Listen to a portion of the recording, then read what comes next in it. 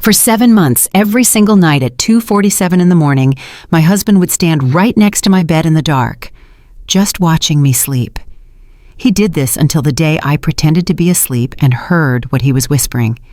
And child, what I discovered destroyed my life forever.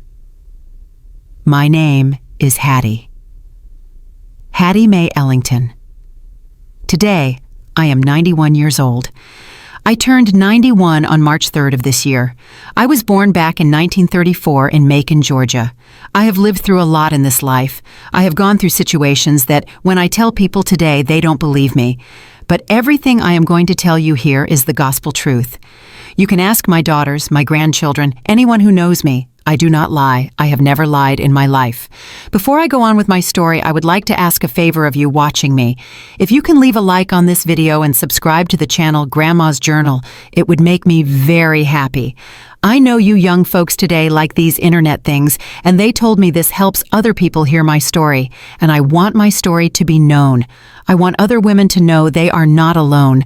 So, leave that like, subscribe to the channel, and tell me in the comments where you are watching from. Are you from Atlanta or Birmingham, or maybe from Georgia like me? Or are you watching from far away in another country? Tell me. I love to know. My grandson always shows me the comments, and I get all emotional seeing folks from all over the United States and other countries watching me. Well, now I am going to start my story from the beginning, because otherwise you won't understand everything that happened. I married Otis Washington on October 15, 1955. I was 21 years old, he was 26. It was a marriage sort of arranged by our families, as was common back in those days in the country. My daddy knew his daddy. They were deacons in the same church and thought we made a good match. I barely knew Otis before the wedding. We had seen each other about 3 or 4 times, always with our parents nearby. He was handsome, tall, strong, and hardworking. My daddy said he was a serious man, a man of his word, and that he would take good care of me. I got married in a white dress at the Baptist church in Macon. It was a big celebration with plenty of food, gospel music, and the whole congregation was there. I remember wearing the lace dress that had belonged to my grandmother, which my mama had kept in a trunk. It was a hot day, plenty of sun, and I was nervous as could be. I didn't really know this man I was going to spend the rest of my life with. After the wedding, we went to live on a small farm that his daddy had given us. It was about 50 acres of land near Cordell, deep in the Georgia countryside, far from everything. The house was simple, made of wood, just 3 rooms. There was a living room that was also the kitchen, a bedroom, and a small pantry in the back. The bathroom was outside, an outhouse, and we didn't have electric lights. We used kerosene lamps. The water came from a well in the yard. Otis worked in the fields. He planted corn, collard greens, sweet potatoes, and raised some chickens and hogs. I took care of the house, washed clothes on a scrubboard, cooked on a wood stove, and sewed our clothes. It was a hard life, but it was the life we knew.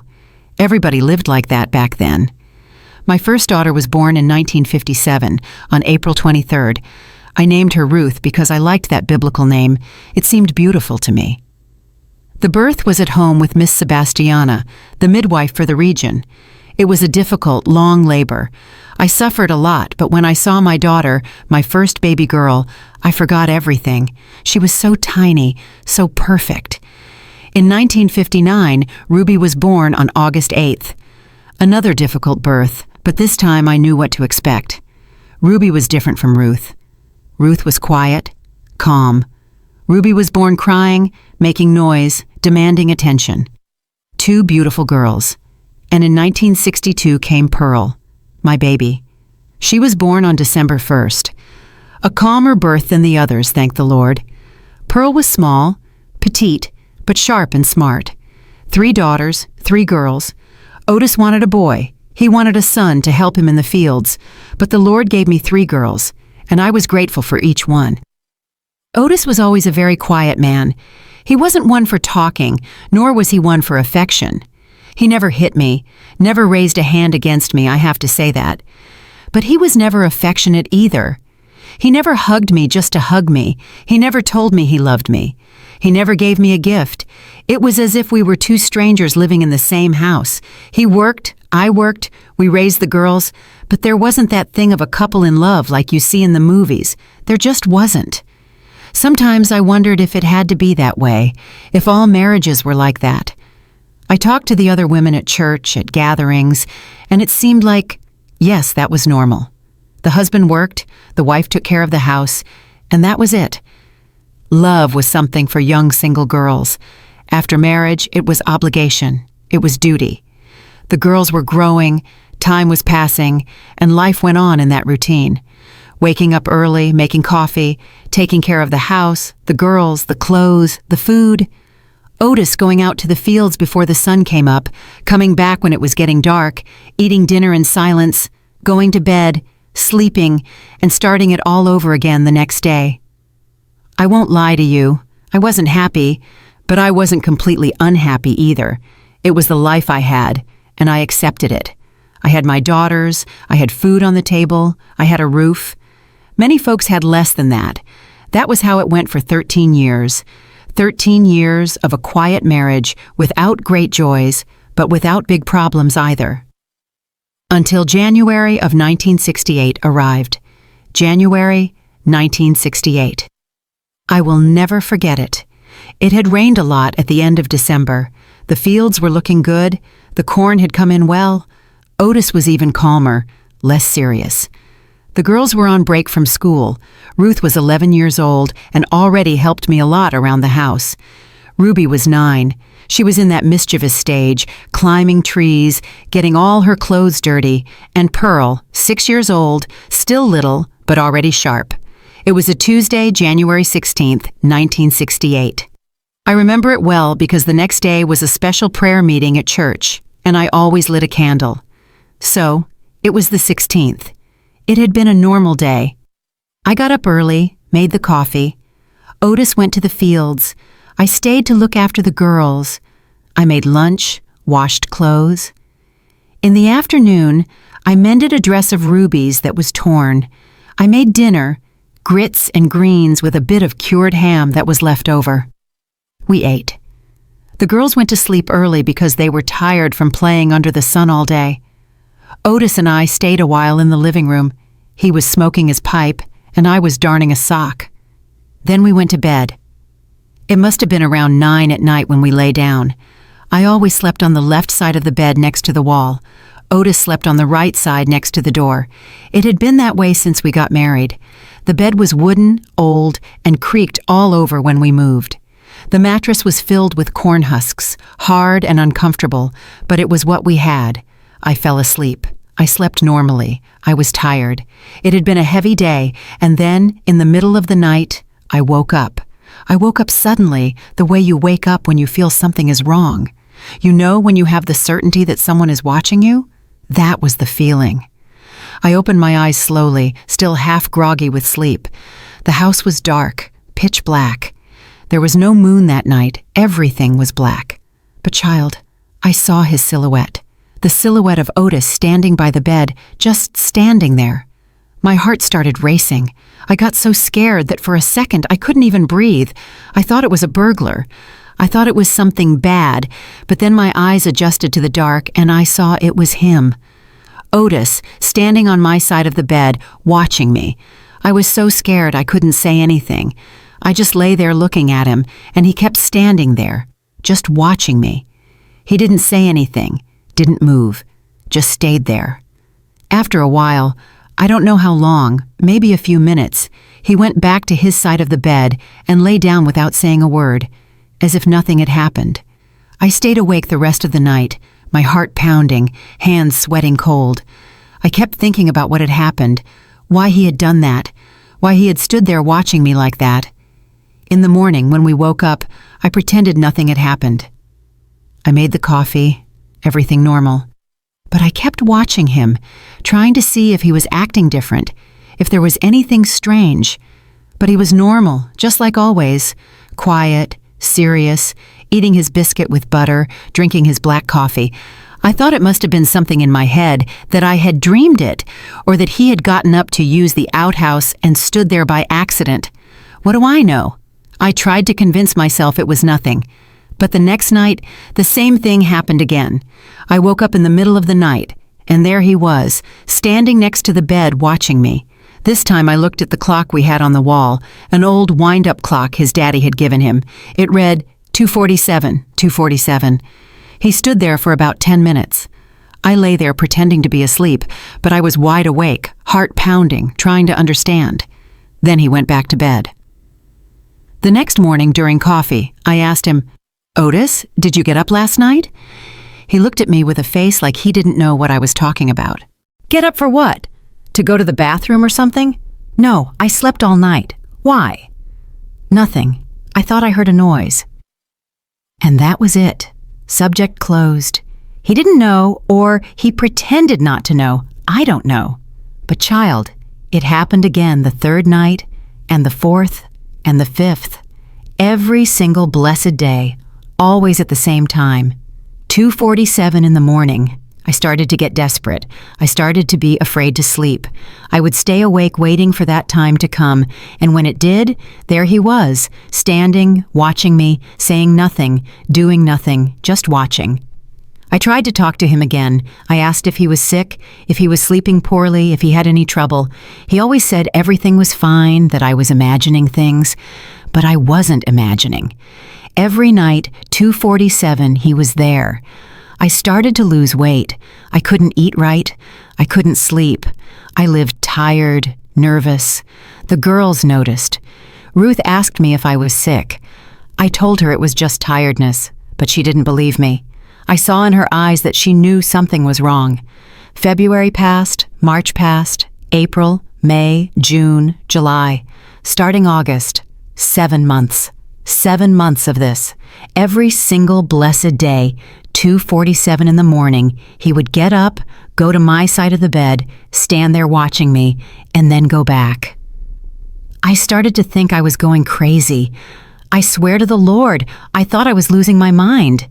Because how does a man do something like that every day at the same time and act like nothing happened in the morning?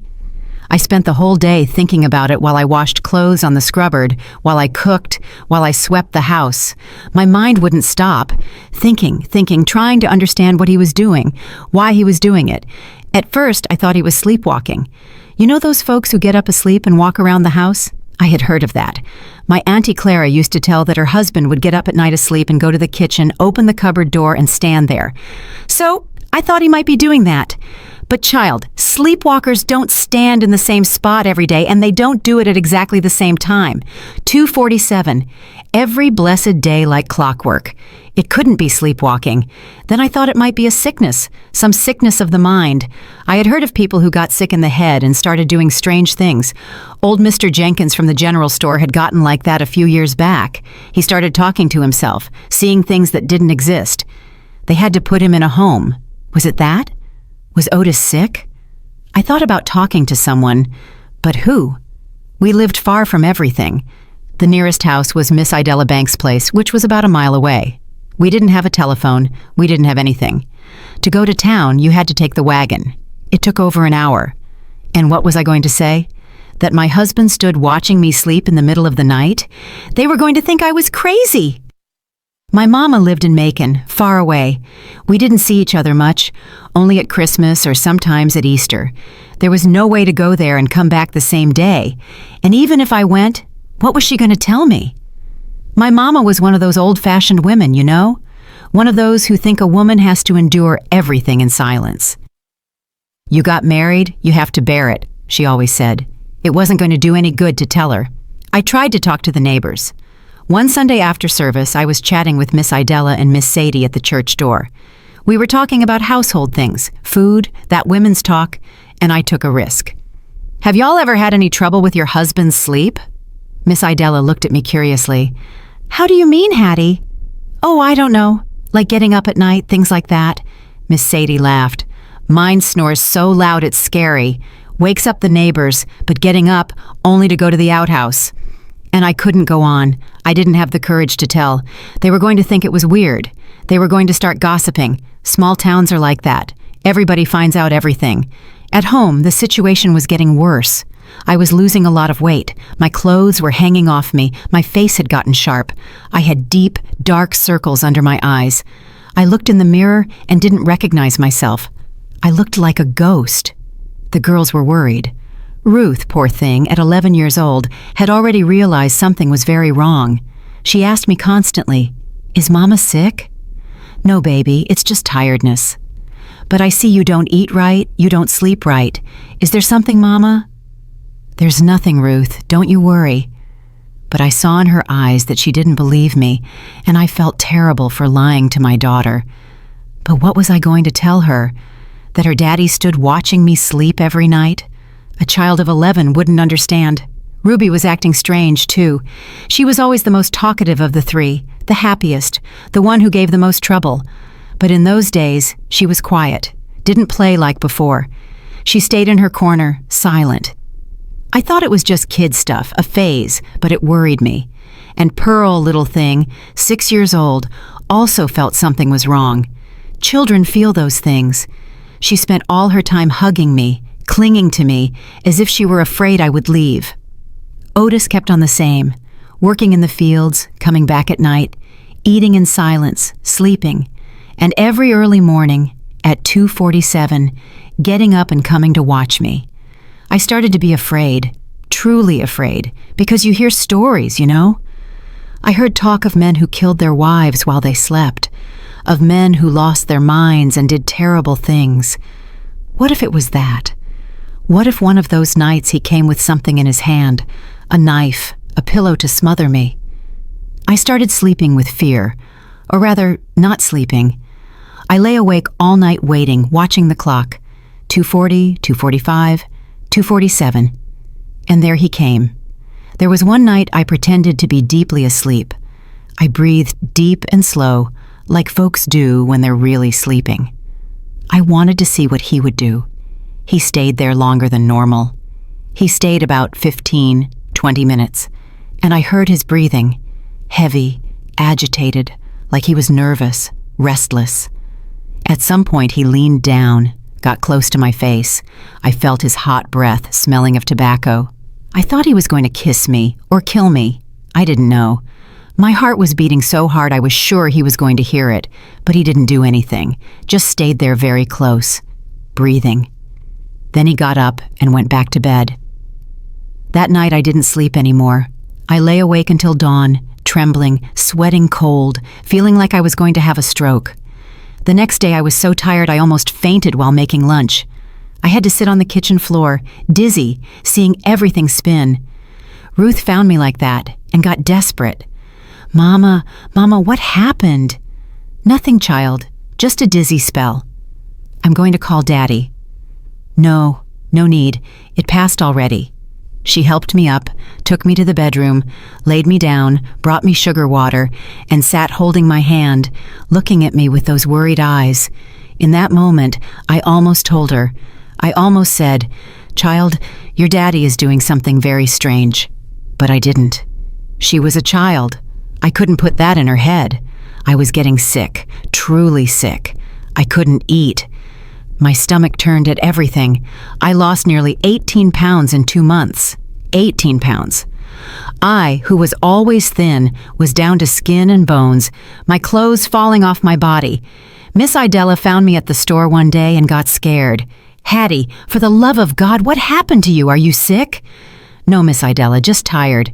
"Tired nothing. You're skin and bones. Go to the doctor, girl." But I didn't go.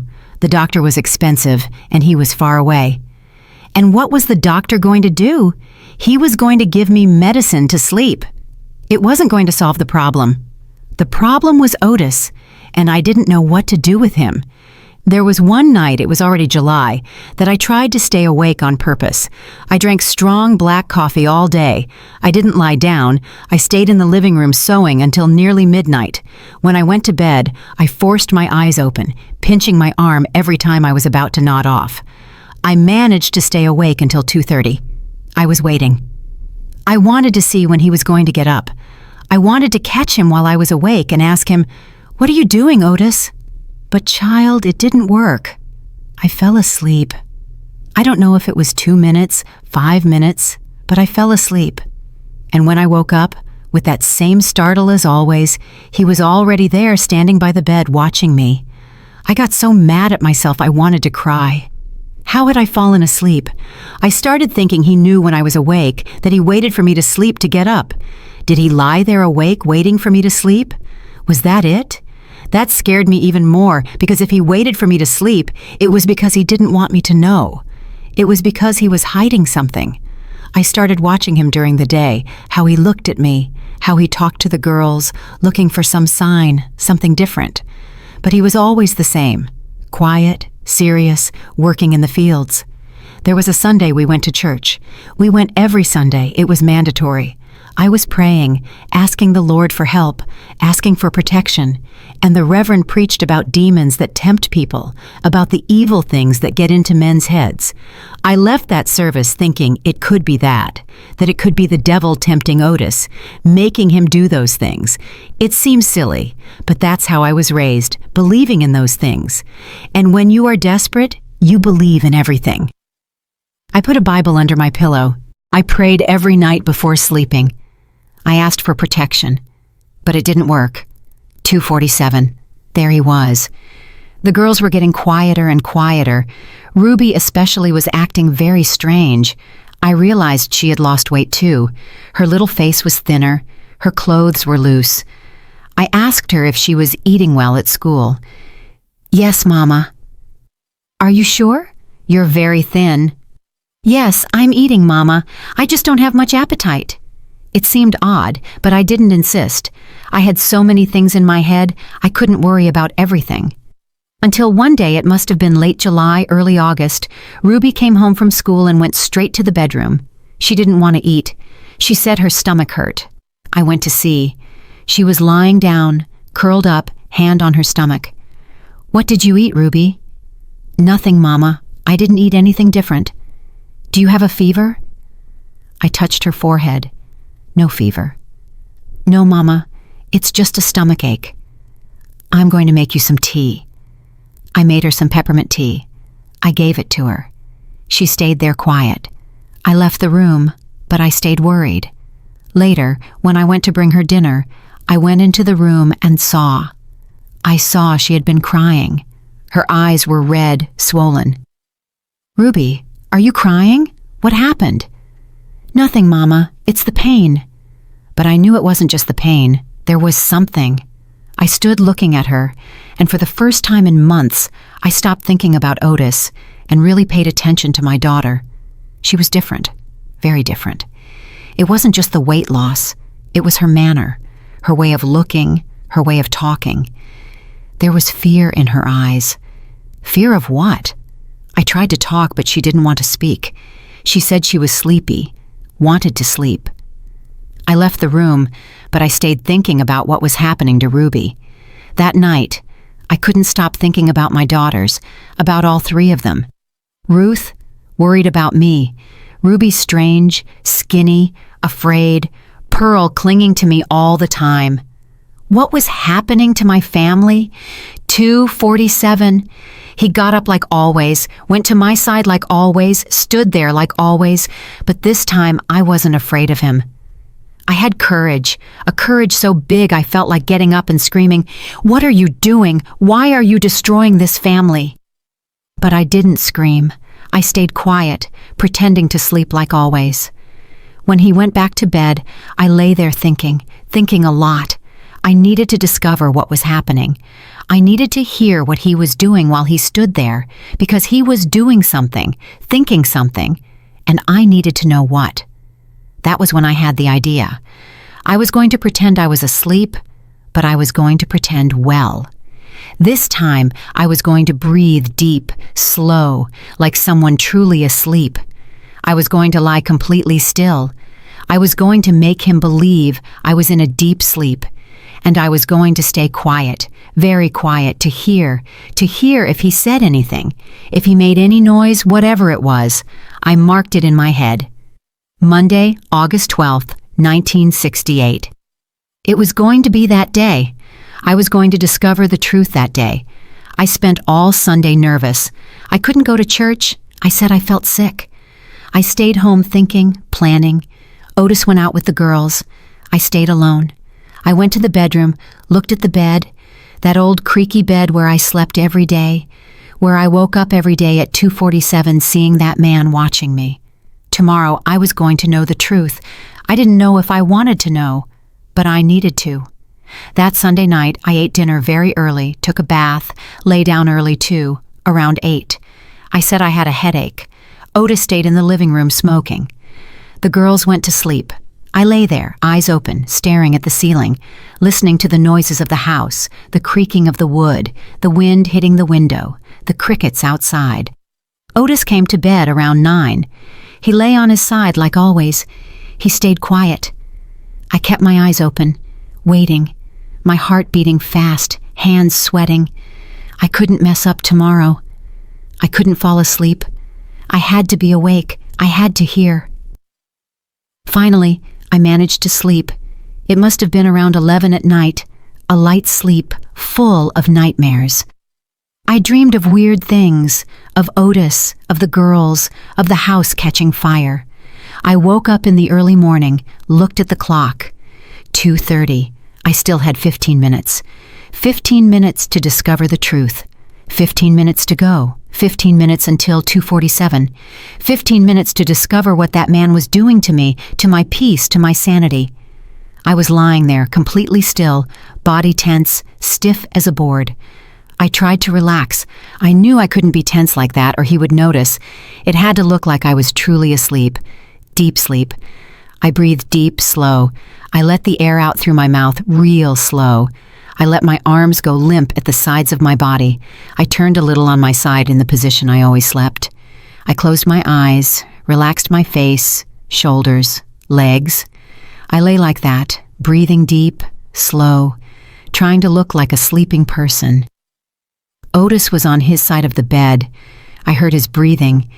It seemed like he was asleep, but I wasn't sure. Is he truly asleep, or is he awake, waiting just like me? The minutes passed slowly, very slowly. Every second seemed like an hour. I wanted to look at the clock, but I couldn't. I had to keep pretending. The silence of the house was heavy. Only the wind outside and his breathing could be heard. And my breathing, which I tried to keep calm, deep, like a sleeping person. My heart was beating hard, so hard I was afraid he would hear it. Thump, thump, thump, thump, beating in my chest like a drum. I tried to calm down. I thought of peaceful things, the garden, the chickens pecking in the yard, the girls playing, but I couldn't calm down because I knew it was time. Suddenly I heard the bed creak. He was moving. I stayed still, eyes closed, breathing deep. I heard him get up. The mattress sank on his side when he leaned to get up. The bed groaned. He stood up. I was waiting for him to come to my side like always, and he came. I heard his steps slowly, very slowly, on the wooden floor of the house. Creak, creak, creak. Steps slow, careful, like someone who doesn't want to make noise. He stopped on my side of the bed. I felt his presence there close, very close. I kept breathing deep, slow, pretending deep sleep. He stood there, like he always did. I felt he was watching me. Even with my eyes closed, I felt the weight of his gaze on me. My heart raced, thump, thump, thump, thump, beating very fast. I tried to control it. I couldn't show that I was awake. He stayed there. How long? I don't know. A minute, 2, 3? It seemed like an eternity. Then he moved. I heard a noise like he had crouched down, got on his knees. Lord have mercy. He was on his knees next to the bed. I stayed still, breathing, pretending. And then, child, he started to speak. His voice was so low, so weak, I could barely hear a whisper, almost a breath. Please, Hattie. He said my name. Please, Hattie, forgive me. Forgive what? What? He kept whispering, his voice breaking, trembling. Forgive me for what I did, for what I promised.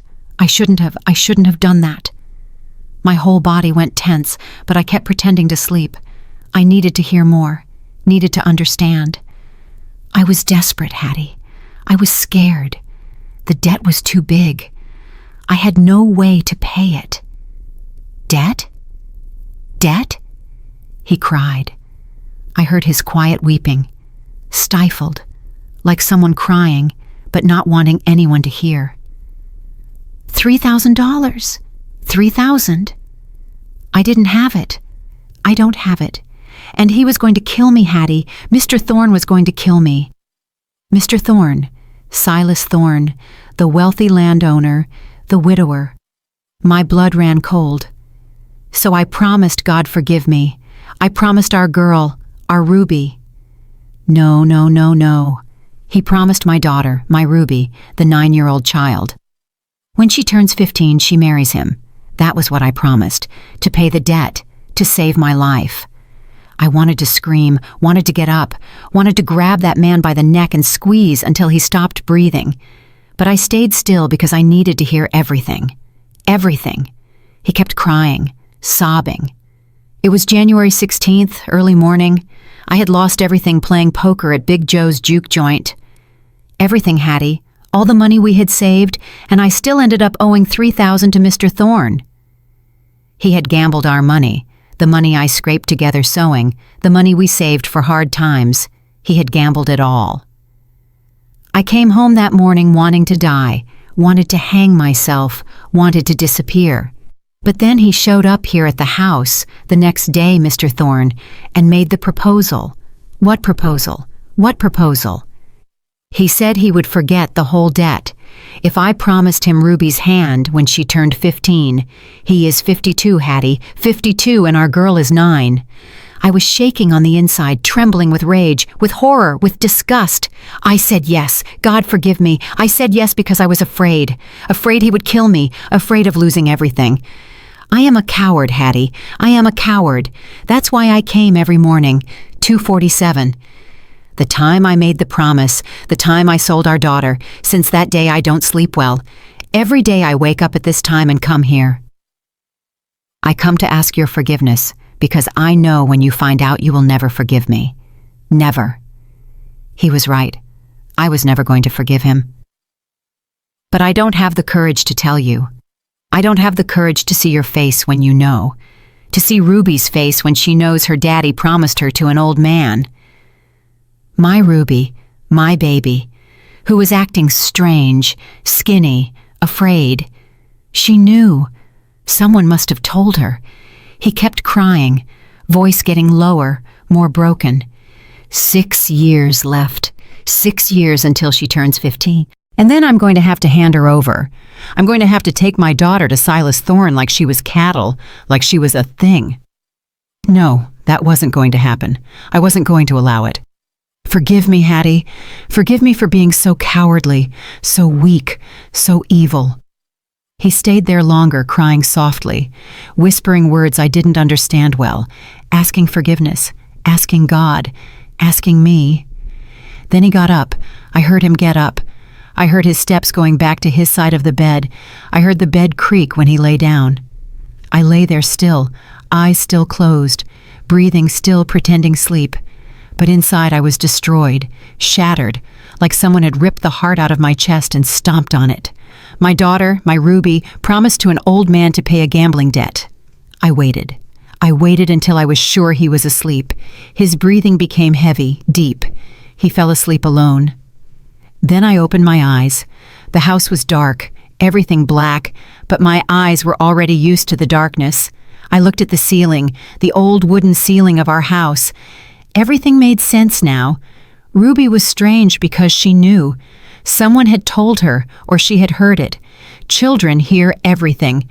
She knew her daddy had promised her in marriage.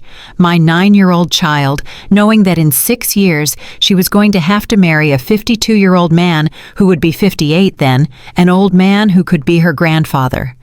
I thought of all the times I had seen her quiet, skinny, afraid, and me thinking it was a phase, kid stuff. How blind I was. How did I not notice? Because I was worried about Otis, about him watching me in the early morning. I was so focused on my fear, I didn't see my daughter's fear. I lay there the rest of the night without sleeping, just thinking, planning. I wasn't going to let that happen, never. Otis could have promised whatever he wanted. Silas Thorne could think he had a right to my daughter. I wasn't going to allow it. I saw the day dawn through the crack in the window, the light entering slowly, the rooster crowing outside, the chickens starting to cluck. I got out of bed carefully without making noise. Otis was still sleeping or pretending to sleep, didn't matter. I went to the kitchen, lit the wood stove, put water to boil for coffee, stood there watching the fire, flames dancing, my head not stopping, thinking. I needed to get the girls out of there, needed to leave. But where to? I had no money, I had nothing. How was I going to support 3 daughters alone? I thought about going back to my mama's house in Macon, but my mama was old, sick, couldn't take care of me and 3 granddaughters. I thought of my sister Etta Freeman. She lived in Atlanta, had a few more resources. Would she take me in?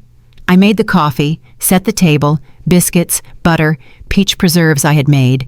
The girls woke up, came to the kitchen, Ruth rubbing her eyes, Pearl yawning. Ruby. I looked at Ruby, at her little face, at her eyes, and she looked at me. And in her eyes I saw that she knew that I knew. How did she know? I don't know, but she knew. I hugged her. I hugged my child, squeezed her tight. Are you okay, Mama? Yes, baby, I'm okay. But I wasn't. Nothing was okay. Otis appeared, came into the kitchen, sat at the table, grabbed a biscuit, buttered it like it was a normal day. I looked at him, looked him right in the eyes, and he looked away. He couldn't face me. He knew I knew. Somehow he knew. I let the girls drink their coffee. I talked to them about normal things, about school, about the chickens, about what they were going to play that day. Then I looked at Ruth. Ruth, you and the girls are going to spend the day at Auntie Etta's house. Ruth looked at me surprised. Today, Mama? But Auntie Etta lives in Atlanta. We're going to see if Mr. Banks can take y'all part of the way, catch the bus. I'm taking you this morning. You're going to stay there a few days. But Mama, why? Because I need to settle some things here, grown-up things. You go stay there and have fun with your cousins. I looked at Otis. He was pale, white as a sheet. He knew what was going to happen. I packed a bundle with the girls' clothes, a few changes, toothbrushes, a comb. I put it all in a sack. I took the 3 by the hand. Let's go. But Mama, how are we going? It's far. We're going in the wagon. I'm going to ask Mr. Banks to take us to the Greyhound station. I went to Mr. Banks' house. He was our closest neighbor. He had a truck. I asked him to take the girls to the bus stop in Cordell. He looked at me kind of suspicious, but I insisted. I said it was urgent, that I would pay him. He accepted. I settled the girls. Ruth, Ruby, Pearl, the 3 of them sitting there looking at me. Behave yourselves at your auntie's house, okay? Yes, ma'am. Obey her. Be polite. Yes, Mama. I hugged each one, squeezed them tight, smelled their hair, saved that moment because I didn't know when I was going to see them again. The truck left. I watched them go, waving goodbye to me. I waved back until they disappeared down the dirt road. I went back to the house, entered, closed the door. Otis was sitting in the living room looking at the floor. I looked at him and he looked at me. And in that moment, without me saying anything, he knew. He knew I had heard, that I knew everything, and he knew nothing was ever going to be like before. We stayed there, me standing, him sitting, the silence heavy between us like a stone. I didn't say anything. Didn't need to.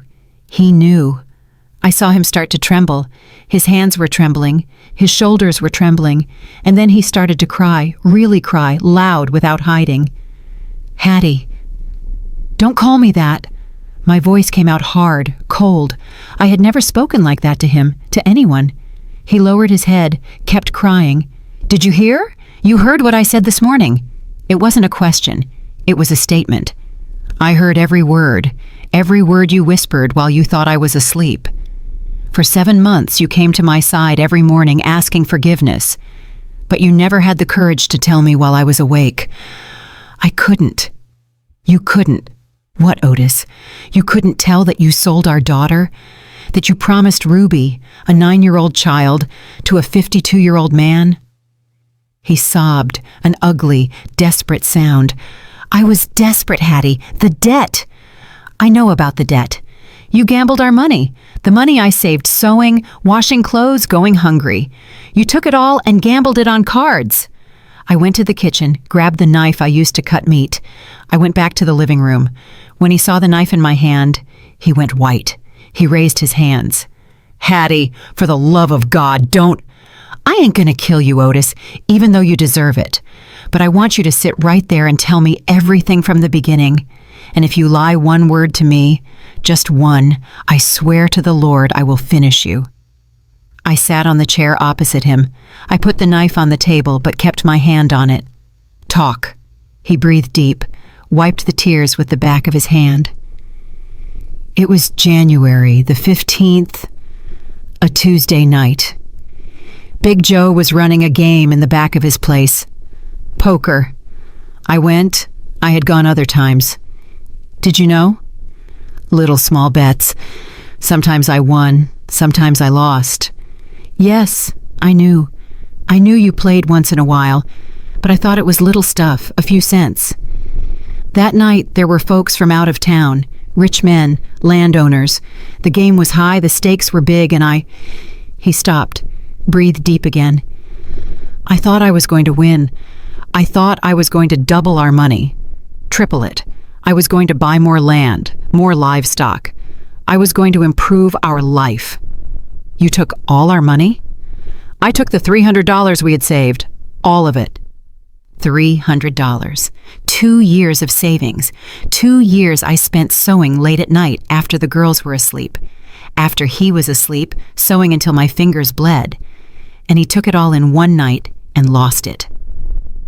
I lost. I lost everything in the first few rounds, and then I got desperate. I asked to borrow. Mr. Thorne was there. He lent me $1,000.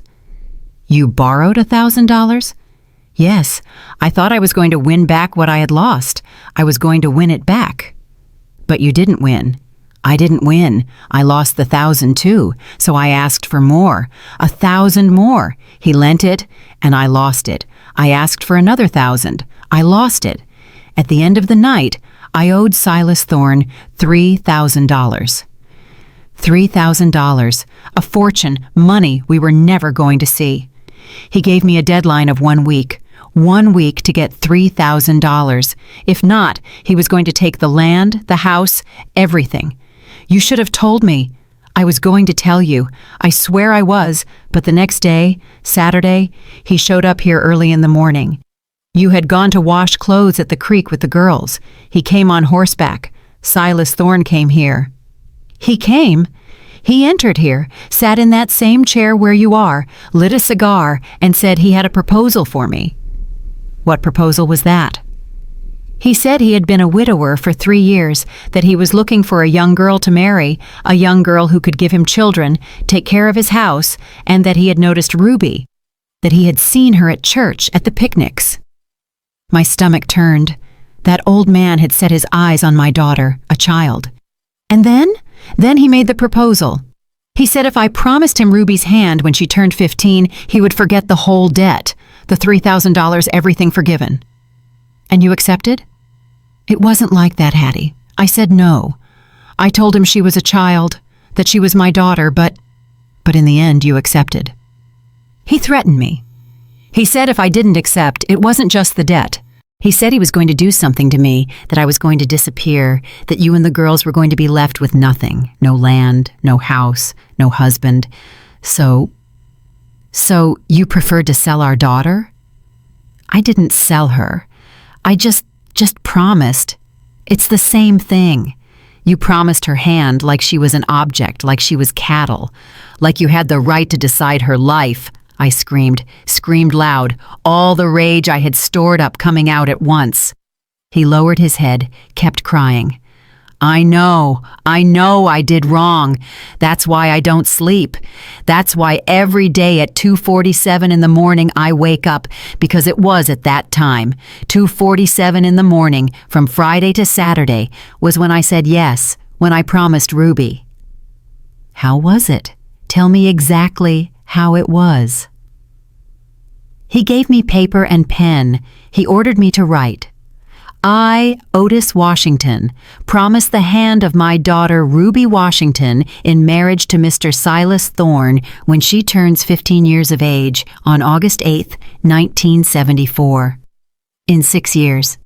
And you signed? I signed, and he signed as a witness. He kept the paper, said he was going to keep it until the day that when 1974 came, he was going to come fetch her. I got up from the chair, started pacing the living room from one side to the other, trying to think, trying to control the rage. Ruby knows. He looked at me with eyes wide open. How would she know? Does Otis know? I saw it in her eyes. She is skinny, scared, quiet. Someone told her. No, I didn't tell anyone. Only me and Silas Thorne know. Then he told. Or someone who was at Big Joe's house that night told. Small town. Everybody finds out everything. Someone heard, someone talked, and it got to her. My God, my baby. His voice broke again.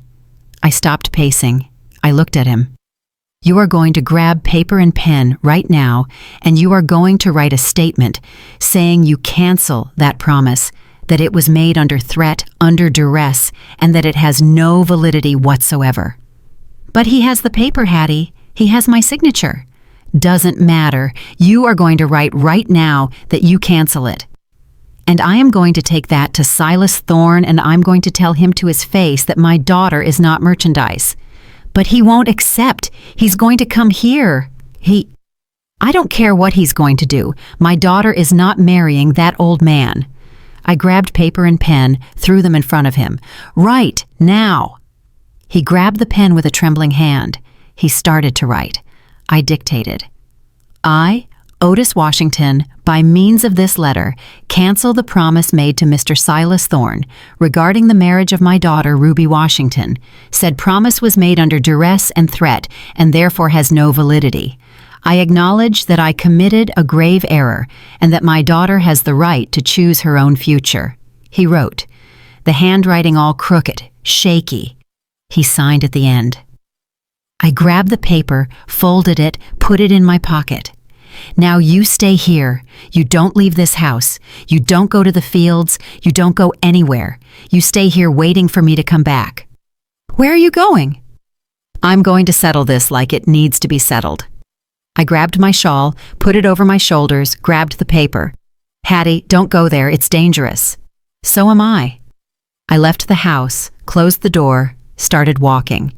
Silas Thorne's plantation was about 5 miles from there, 5 miles of dirt road. It would take more than 2 hours walking, but I was going. I would go on foot if I had to. I walked about 15 minutes when I heard the sound of a horse behind me. I turned around. It was Mr. Banks going to town. Miss Hattie, where are you going on foot in this sun? I'm going to Silas Thorne's place. He looked at me surprised. But that's far, ma'am. Hop on the wagon, I'll take you. I climbed up onto the wagon seat. We continued down the road. Silas Thorne's place was big, high wooden gate, white fence, big 2-story house with columns. He had workers, he had everything. Mr. Banks dropped me at the gate. Are you sure, Miss Hattie? Yes. I got down, thanked him. He left. I opened the gate, entered, walked up the gravel path to the house. I climbed the steps of the porch. I knocked on the door. A servant answered, an older black man with white hair. I want to speak with Mr. Thorne. Do you have an appointment? I don't need an appointment. Tell him it's Hattie, Otis Washington's wife. He looked me up and down. Must have thought it strange that a simple woman, thin, in old clothes, appeared at his boss's house, but he went to call him. I waited on the porch, heart beating hard, hands sweating. There were heavy footsteps. Silas Thorne appeared. He was a big man, pot-bellied, thick mustache, gray hair, wearing expensive clothes, gold watch on his wrist. He looked at me with a face of surprise. Mrs. Washington, what an honor to receive you here. Come in, please. I ain't coming in. I came here to settle a quick matter. He smiled, a fake smile full of teeth. I see. I imagine what it's about. Your husband sent you here to confirm the arrangements we made. I came to undo the arrangements you made. The smile wiped off his face. How's that? I took the paper out of my pocket, showed it to him. My husband wrote this, canceling the promise. My daughter is not merchandise. She is not going to marry you. He grabbed the paper, read it. His face started turning red with rage. This is worth nothing. I have a document signed by him, legal, with a witness. That document was made under duress and threat. It has no validity whatsoever. It does so, and it will be fulfilled. In 1974, I am coming to get the girl. You are not coming because if you get near my daughter, I will finish you myself. He laughed, a loud, mocking laugh. You? You are going to do what? You are just a woman, a poor black woman with nothing. I took a step forward, looked him right in the eyes. I am a mother, and a mother protects her children no matter what she has to do. He stopped laughing. He saw I was serious. Your husband owes me $3,000 he lost playing cards. That's his problem, not my daughter's. The deal was made. No deal. My daughter is not part of any deal. And if you insist on this, I'm going everywhere. To the sheriff, to the reverend, to the judge. I'm going to make the biggest scandal this county has ever seen. I'm going to tell the whole world that you, a 52-year-old man, want to marry a 9-year-old child. I'm going to spread that all over town, all over the state. Let's see if your reputation holds up. His face turned purple with anger. You have no proof of anything. I have my husband's word. I have the promise you made him right. And I have my daughter, who has been scared for months because someone told her. He took a step toward me, trying to intimidate me. I am not going to forget this debt. Your husband is going to pay one way or another. Then collect from him, not my daughter. I turned around, started down the steps. You're going to regret this, Mrs. Washington. I won't regret it. You are the one who will regret it if you come near my family. I left the plantation, closed the gate behind me. My legs were trembling, my whole body was trembling, but I had done it. I had faced that man. I had told him no. I started walking back home, legs weak, hot sun beating on my head, but I kept going. I walked a lot until I couldn't take it anymore, and sat on the side of the road under a pecan tree and cried. I cried everything I had stored up. 7 months of fear, of desperation, of not understanding. I cried for Ruby, for her stolen childhood, for the fear she went through. I cried for Otis, for the weak, cowardly man he was, for the marriage that was never a marriage, for the life we had. I cried for myself, for the tired, skinny, scared woman I had become. I sat there a long time until the tears dried, until I could breathe right again. Then I got up, wiped my face, and kept walking. When I got home, it was almost night. It was getting dark. Otis was sitting in the same spot where I had left him, staring at the wall. When he saw me enter, he stood up. What did he say? He said he's not going to leave it like this, that you are going to pay the debt one way or another. He's going to come for me. I don't know. I don't care. I went to the bedroom, grabbed an old sack, started putting my clothes in, the rest of the girls' clothes. What are you doing? I'm leaving. I'm going to get the girls, and I'm going to Atlanta. I'm going to stay with my sister until I find a way to support myself. No, Hattie, don't do that. Do you think I'm going to stay here living with you after what you did? I'm going to find a way to pay the debt. I swear. I don't want to know about the debt. I want to know about protecting my daughters. And with you near, they ain't protected. I finished packing the sack. I grabbed the money I had hidden under the mattress, about $20 I had saved without him knowing. It was little, but it was what I had. You can't leave. You are my wife. Not anymore. I left the room, grabbed the sack, went toward the door. He followed me. Hattie, please forgive me. Give me a chance. I turned to him. You had 7 months of chances, 7 months to tell me the truth, to do the right thing, and you didn't do it. I opened the door. I'm going to get my daughters, and I am never coming back. And I left. I left home that night of Monday, August 12th, 1968, with a sack of clothes on my back and $20 in my pocket. It was all I had in the world, that and my 3 daughters. I walked down the dark road to Mr. Banks's house again. I knocked on the door. He answered in his pajamas, rubbing his eyes. Mr. Banks, I need to go get my daughters. I need to get to the bus station. Now he looked at me, saw the sack on my back, saw my face, and didn't ask anything. "I'll start the truck." We drove through the night, the road dark, only the headlights shining, me sitting in the truck, clutching my sack, looking forward without looking back. We got to the station and I took a bus to Atlanta. I arrived when the sun was coming up, Tuesday, August 13th. My sister Etta was surprised when she saw me at her door at that hour. "Hattie, what happened?" "I need to stay here a few days, me and the girls. I have to go pick them up from the bus depot." She looked at the sack on my back and understood. "Come in." I went to get the girls. When we got back to Etta's, the house was small but tidy. 2 bedrooms, living room, kitchen. She lived with her husband Robert and their 2 children, John and Mary, who were about the age of my girls. I sat in the kitchen. Etta made coffee, gave me a biscuit. "Tell me." And I told. I told everything from the beginning, the 2:47 in the morning, the 7 months, the night I pretended to sleep, what Otis had done, the promise, Silas Thorne, everything. My sister turned white, then red with anger. "That scoundrel, that son of a—" I finished telling, drank the coffee, breathed deep. "I'm not going back, Etta. I ain't going back to him. I'm going to stay here until I find a way to support myself and the girls." She grabbed my hand. "You stay as long as you need." The girls were there in the kitchen. When they saw me crying, Ruby ran and hugged me. She hugged me so tight she almost knocked me over. "Mama." Just that, just Mama. But by how she said it, I knew. I knew she understood, that she knew I had gone there to protect her. Ruth and Pearl also hugged me, all 3 clinging to me. I hugged my girls and cried. I cried from relief, from exhaustion, from fear, from everything. We stayed at Etta's house. Days turned into weeks, weeks turned into months. I slept in the living room on a mattress on the floor.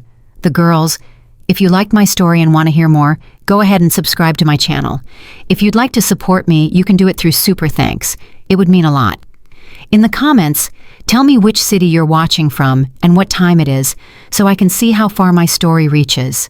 I've added 2 more life stories on the screen just for you. Click one now and let's keep spending time together. Much love. See you soon.